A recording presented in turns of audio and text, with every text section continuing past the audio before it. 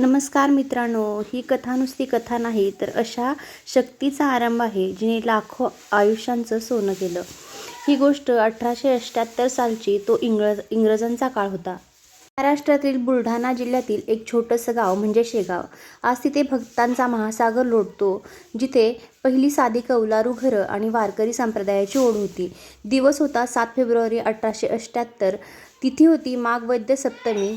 दुपारची वेळ होती आणि सूर्याची किरणं डोक्यावर आली होती. गावातल्या एका सधन व्यक्तीच्या म्हणजेच देवीदास पातुळकर यांच्या घरी मुलाच्या लग्नाची लगबग सुरू होती.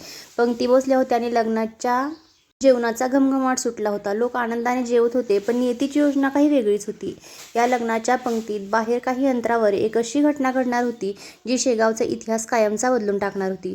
त्या घराबाहेर एक उकिरडा होता. उकिरडा म्हणजे जिथे लोक जेवण झाल्यावर आपल्या पत्रावळी टाकून देतात. त्या उकिरड्यावर शिळ्या अन्नाचा ढग साचला होता. गाई, गुरं आणि कुत्री अन्नाच्या शोधात तिथे फिरत होती. त्याचवेळी रस्त्यावरून 2 व्यक्ती चालल्या होत्या, बंकटलाल अग्रवाल आणि त्यांचे मित्र दामोदरपंत कुलकर्णी. बंकटलाल हे एक सात्विक आणि ईश्वरभक्त व्यक्तिमत्व होते. अचानक बंकटलालला त्यांची नजर त्या उकिरड्याकडे गेली आणि त्यांची पावलं थबकली.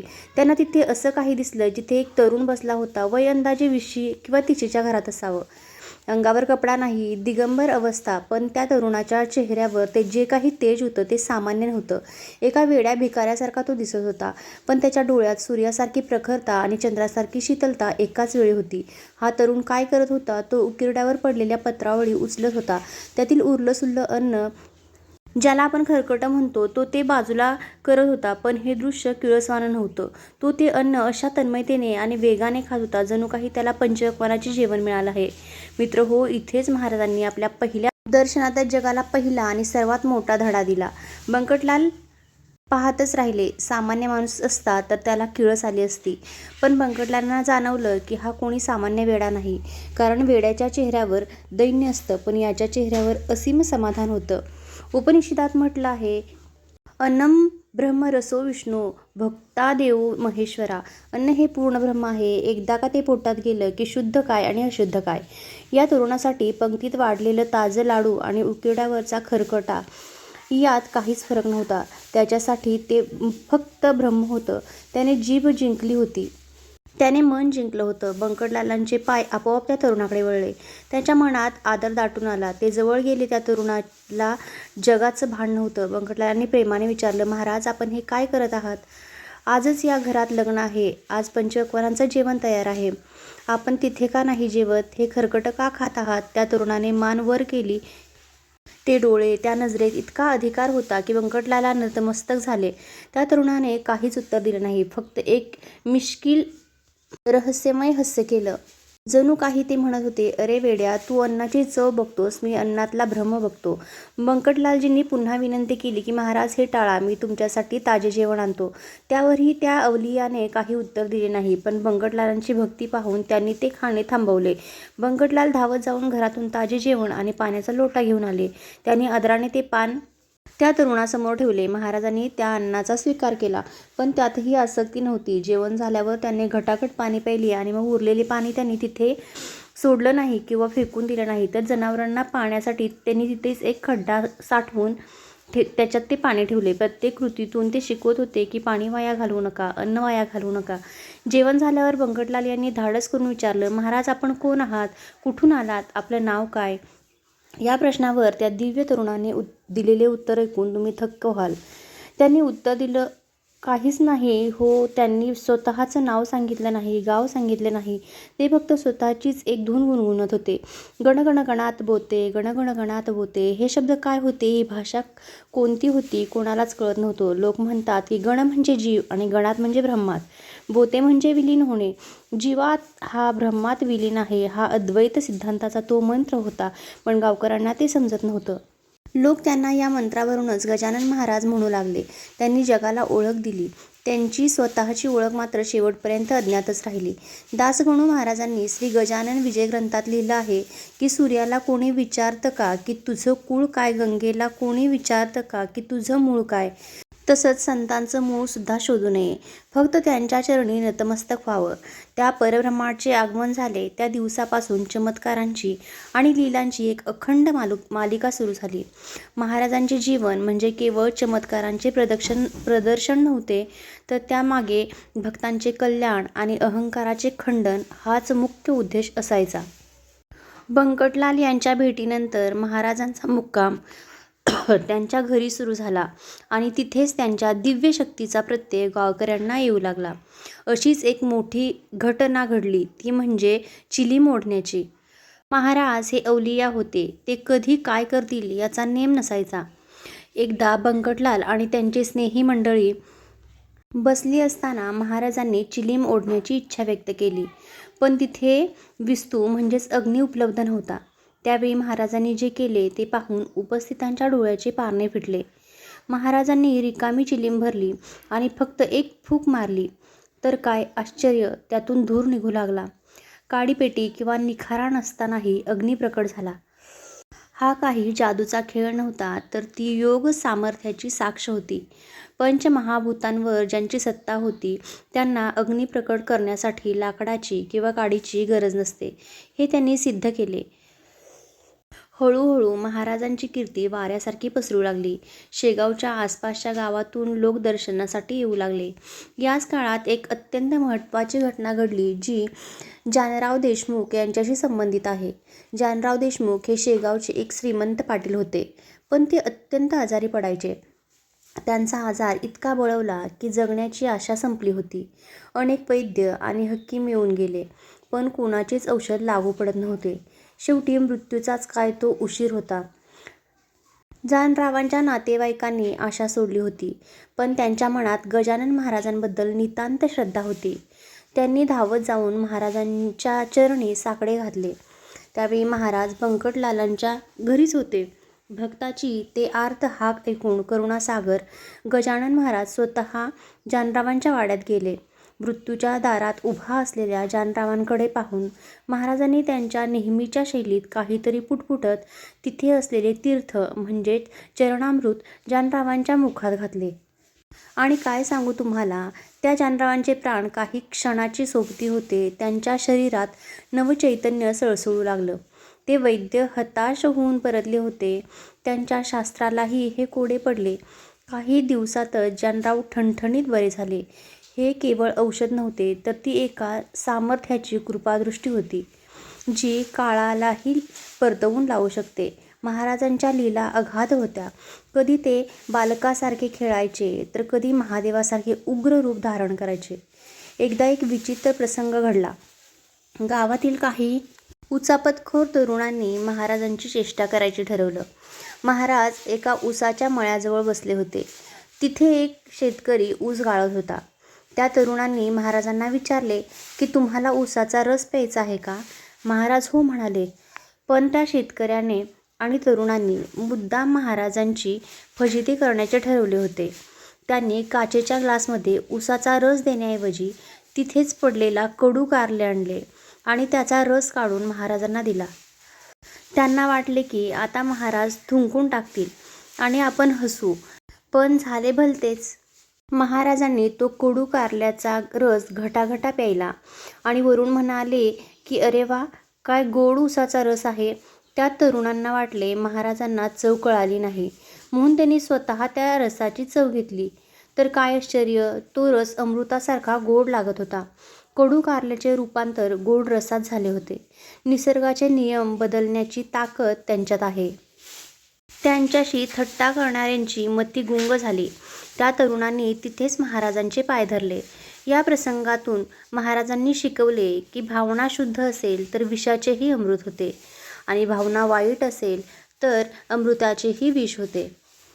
काळाच्या ओघात महाराजांची कीर्ती ऐकून अनेक साधुसंत आणि गोसावी शेगावला येऊ लागले. काही जण खऱ्या ओढी नाही येत, तर काही जण फक्त आपला मोठेपणा मिरवण्यासाठी येत. एकदा असेच एक ब्रह्मगिरी नावाचे गोसावी बुवा शेगावला आले. त्यांचा थाटमाट खूप मोठा होता. शिष्यपरिवार, भगवी वस्त्रे आणि गळ्यात रुद्राक्षांच्या माळा. गावकऱ्यांनी त्यांचे मोठे स्वागत केले. बंकटलांच्या घरी त्यांचा मुक्काम होता. योगायोगाने त्याचवेळी गजानन महाराज एका पलंगावर गाढ झोपेत होते. ब्रह्मगिरी बुवांना हे पाहून खूप राग आला. त्यांना वाटले की हा कोणता साधू आहे जो पलंगावर आरामात झोपला आहे आणि आम्ही तपस्वी असून जमिनीवर बसतो आहोत. त्यांच्या मनात अहंकाराचा वारा शिरला. त्याच वेळी पलंगावर झोपलेल्या महाराजांनी झोपेतच एक चमत्कार केला. ज्या पलंगावर ते झोपले होते तो पलंग आपोआप हवेत उडू लागला आणि छताला जाऊन भिडला. हे दृश्य पाहून ब्रह्मगिरी बुवांची घाबरगुंडी उडाली. त्यांना आपली चूक समजली. ज्यांना आपण सामान्य समजत होतो ते साक्षात सिद्ध पुरुष आहेत हे त्यांना कळून चुकले. महाराज खाली उतरले आणि त्यांनी ब्रह्मगिरींना उपदेश केला की नुसते भगवे कपडे घालून साधू होता येत नाही. मनातला अहंकार जाळावा लागतो, तेव्हाच ईश्वर प्राप्ती होते. महाराजांचे प्रेम फक्त माणसावरच नाही तर मुक्या प्राण्यांवरही तितकेच होते. गायी, कुत्री आणि अगदी हिंस्त्र श्वापदेही त्यांच्यासमोर शांत होत असत. एकदा महाराज जंगलात भटकत असताना एका विहिरीजवळ गेले. ती विहीर पूर्णपणे कोरडी पडली होती. भास्कर पाटील नावाचा भक्त तिथे होता. त्याला पाण्याची खूप गरज होती, पण विहिरीत थेंबही नव्हता. महाराजांनी त्याला सांगितले की तू फक्त देवाचे नाव घे. महाराजांच्या आज्ञेवरून त्याने विहिरीत डोकावले आणि काय आश्चर्य, त्या कोरड्या विहिरीला पाझर फुटू लागला. बघता बघता ती विहीर पाण्याने तुडुंब भरली. हे पाणी साधे पाणी नव्हते, तर ते भक्तीचे आणि कृपेचे पाणी होते. या घटनेने सिद्ध केले की संतांच्या शब्दाखातर निसर्गही आपला धर्म बदलतो. सर्वात गाजलेला आणि आजही अंगावर काटा आणणारा प्रसंग म्हणजे आगगाडी थांबवण्याचा प्रसंग. एकदा महाराजांना पंढरपूरला विठ्ठलाच्या दर्शनाला जायचे होते. त्यांचे भक्तगण सोबत होते. ते सर्वजण शेगावच्या लोहमार्ग स्थानकावर म्हणजेच रेल्वे स्टेशनवर आले. गाडी आली. भक्तगण गाडीत बसले. पण महाराजांना बसताना बघून गाडीच्या अधिकाऱ्याने म्हणजेच गार्डाने त्यांना हटकले. महाराजांना वेश, अंगावर कपडे नाहीत हे पाहून त्या अधिकाऱ्याला वाटले की हा कुणीतरी वेडा आहे. त्याने महाराजांना डब्यातून खाली उतरवले आणि अपमानास्पद वागणूक दिली. महाराज शांतपणे खाली उतरले आणि फलाटावर म्हणजेच प्लॅटफॉर्मवरती जाऊन बसले. अधिकाऱ्याने शिट्टी वाजवली. हिरवा झेंडा दाखवला. पण नवल घडले. गाडीचे इंजिन जोरात आवाज करू लागले. धूर सोडत होते, पण चाके मात्र इंचभरही पुढे सरकत नव्हती. चालकाने खूप प्रयत्न केले. कोळसा जास्त टाकला, वाफ वाढवली, पण गाडी जागेवरून हलली नाही. सर्व प्रवासी अस्वस्थ झाले. यंत्रात बिघाड झाला असे समजून तपासणी केली, पण इंजिन एकदम व्यवस्थित होते. मग गाडी पुढे का जात नाही? तेव्हा त्यांनी जाणकार प्रवाशांनी सांगितले की ज्या साधूंना तुम्ही खाली उतरवले आहे ते सामान्य नाहीत. जोपर्यंत ते गाडीत बसणार नाहीत तोपर्यंत गाडी पुढे जाणार नाही. त्या अधिकाऱ्याचा अहंकार गळून पडला. तो धावत महाराजांकडे गेला आणि त्यांच्या पायावर डोके ठेवून माफी मागितली. महाराज हसले आणि म्हणाले की अरे, आम्हाला काय करायची आहे तुझी गाडी, पण भक्तांचीच इच्छा आहे म्हणून येतो आम्ही. महाराज डब्यात चढताच गाडीने आपोआप शिटी दिली आणि चाकेही फिरू लागली. विज्ञानालाही थक्क करणारी ही घटना होती. यंत्रावरही संतांची सत्ता चालते हेच यातून दिसते. महाराजांचे विठ्ठल विठ्ठल प्रेम तर सर्वश्रुत होते. आषाढी एकादशीला ते पंढरपूरला जात असत. एकदा असेच ते पंढरपूरला गेले असताना वारकऱ्यांनी त्यांना हट्ट केला की महाराज, आम्हाला विठ्ठलाचे रूप दाखवा. भक्तांचा हट्ट पुरवण्यासाठी महाराजांनी साक्षात विठुरायाचे रूप धारण केले. ज्यांना ज्यांना गजानन महाराजांमध्ये विठ्ठल दिसत होता ते धन्य झाले. गजानन महाराज आणि विठ्ठल हे वेगळे नाहीतच. ते एकच तत्व आहे जे वेगवेगळ्या रूपात भक्तांच्या भेटीला येते. अशीच एक रोमांचक कथा आहे. शेगावच्याच एका भक्ताच्या शेतात एक आंब्याचे झाड होते जे अनेक वर्षापासून वाळलेले होते. ज्याला ना पाने होती ना फळे होती. झाड म्हणजे फक्त एक लाकडाचा सांगाडाच होता. महाराज एकदा त्या शेतातून जात असताना त्या वाळलेल्या झाडाखाली बसले.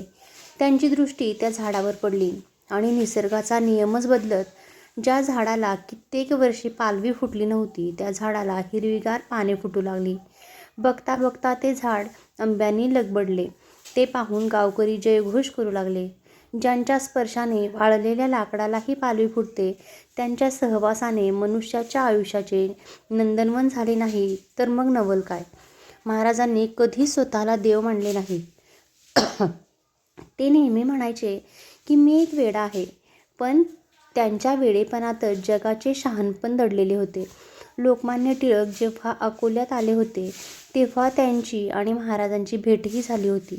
स्वातंत्र्य लढ्याच्या त्या काळात महाराजांनी टिळकांना भाकरीचा प्रसाद देऊन आशीर्वाद दिला होता की तुझे कार्य सिद्धीस जाईल. एका महान राष्ट्रपुरुषाला एका महायोगाचे मिळालेले ते पाठबळ होते. महाराजांना भविष्य दिसत होते. त्यांना माहीत होतं की देशाला स्वातंत्र्याची गरज आहे आणि त्यासाठी टिळकांसारख्या नेत्याला आध्यात्मिक शक्तीची गरज आहे.